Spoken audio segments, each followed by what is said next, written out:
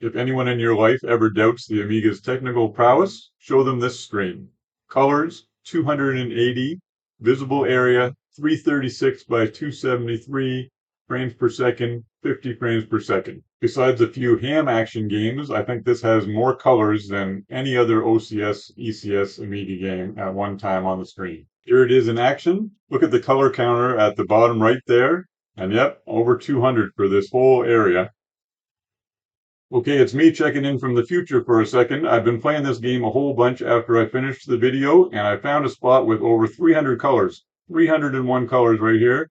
And let me tell you, this game is lots of fun. It's super intense, but with the incredible sound effects and everything, it's quite the experience. So I've been using save states because I'm not that good, but this is becoming one of my favorite Amiga shooters. And I also discovered that later on I talk about obstacles to avoid, but actually you don't have to avoid them like the satellites and stuff. So that makes things a little bit easier. So over 300 colors. Wow. Okay, sorry, back to your regular scheduled programming. So how do they manage all these colors? It's copper magic. So with the palette visualizer on, I'll play that section of the game again and pay attention to the second half of the palette here and all the copper color changes. Look at that. They're just constant.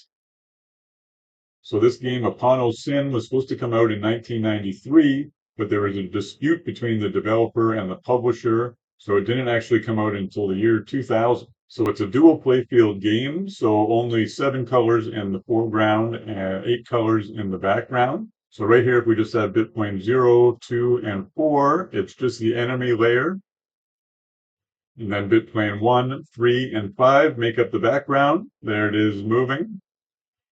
So with the copper visualizer on, you can see that this half of the palette gets changed by the copper over here. So color 9, 10, 11, all the way up to 15. And it changes dynamically. So if I press play here, then look, the color changing all the time.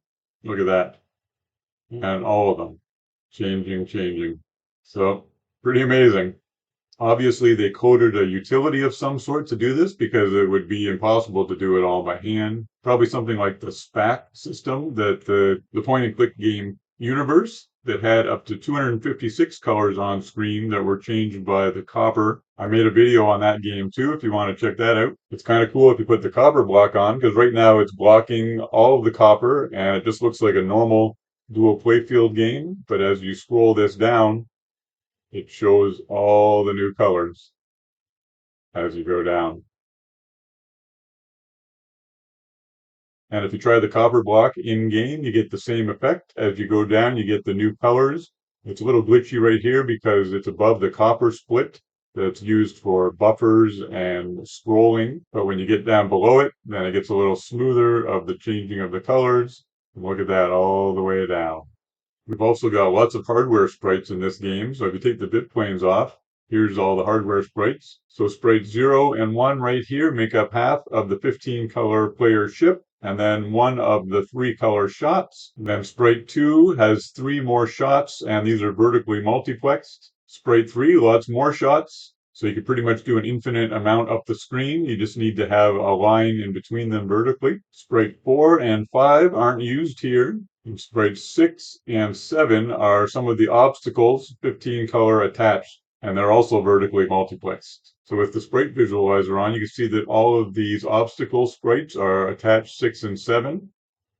But it's also changing what the sprite is from time to time, because like this shape is different than this shape. So there's sprite 6 data A and sprite 6 data B. So that's what graphics make up sprite 6. And sprite 7 data A, sprite 7 data B, what graphics make up sprite 7. So those are also dynamically changing as the screen scrolls. So if I let it go, right now it's doing that, and then it changes. Every time it gets to a new one, boom. So there's also something different about the sprites. You can see when I move side to side that the sprites actually move with me too, horizontally. So I'm not sure if that was done for a technical reason or if they just like the way that looked. And the backgrounds are not just industrial. Right here you've got an asteroid belt with all different colors.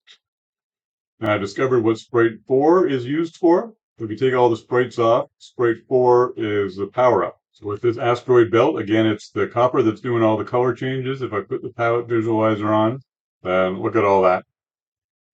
Crazy amount of color changes with the copper. With the blitter visualizer on, you can see it blitz in all of the enemies and all of the enemy shots, but it doesn't seem to blit in the screen, so it must be just one big bitmap in memory. So it's not just sprites actually that are affected by horizontal movements. You can see these are bobs, and when I move, it changes their direction and also their speed a bit. So it's an interesting quirk. I'm not sure why it does this. It's interesting too that even for a simple texture in the background, instead of just drawing it normally, they also did it with the copper. So put the palette visualizer on, and yeah, they changed all these to create this pattern. And right here to create a parallax effect, they've done some interesting things. If I pause it, you can see that all these stars are actually sprites. If I take it off, and they're all sprites 6 and 7 again. I just realized that another reason why they might be inserting sprite 6 and 7 with the copper is because of the resolution. It's 336 across, and usually at 320, you lose some sprites. And I haven't come across sprite 5 anywhere yet. So maybe they lost sprite 5, 6, and 7 with the wide horizontal resolution. And sprite 5 they just said forget about. And sprite 6 and 7 they inserted with the copper manually. And the other thing is that this big red and brown section here is actually being blit. So if I put on the blitter visualizer, check this out. That's a whole huge blit. There's even 2 of them here to avoid, and it's all still 50 frames per second. If you see any lag, it's just this emulator, I think, is having some problem because there's so much copper work. But yeah, still 50 frames per second. Speaking of big objects and 50 frames per second, yeah, look at all this action. And yeah, it never drops below 50. So here it is frame by frame, for example. Frame, frame, frame, frame, frame, frame, frame, frame. So yeah, 50 frames per second, 100 to 280 colors, a huge overscan area. It really is a technical tour de force. And it's a fun game too. It's very difficult. You can even shoot backwards if you want. So it's got some cool mechanics. It's too bad it never came out in 1993. It would have been quite a smash, I think. But glad that we got to eventually get the whole game. So hope you enjoyed this video. Please like and subscribe and comment if you haven't. Thanks so much for watching. Till next time, take care.